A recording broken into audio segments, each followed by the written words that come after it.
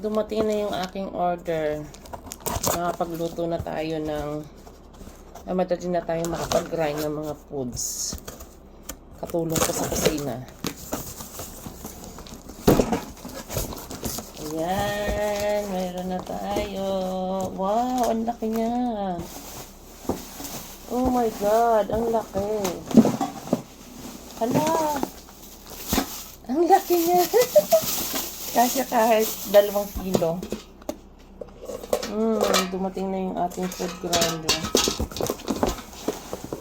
Ang laki niya, promise.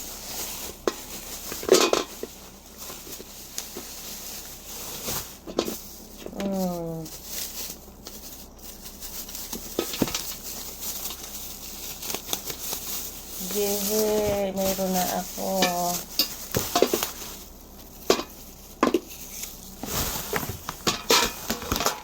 Ayan, marami siyang spare parts. Ito yan siya. Ay, sorry. Ito pa. Ayan. Ang dami niyang ano siya, meat grinder. Pwede rin grind yung mga fruits. Galing. Ang bilis niya dumating. Expected ko maliit lang siya. Ang laki pala. Kasya kahit 1 kilo yata. 1 o 2 kilo. Yeah. Ang laki niya, oh. Dito yung mga yung rubber. Para dito. Tapos meron siyang ganito. Kutsara. Oh, may free pa siyang ganito, oh.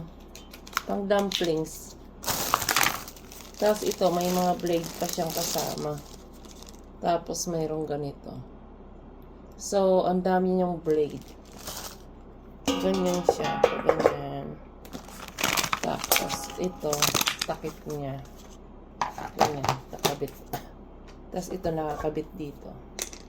Ganyan. Tapos, andito yung pindutan. Ang ganda niya. Natupad na ang aking isa sa gusto sa pagkasilina. Tapos, kakabit yung rubber na to.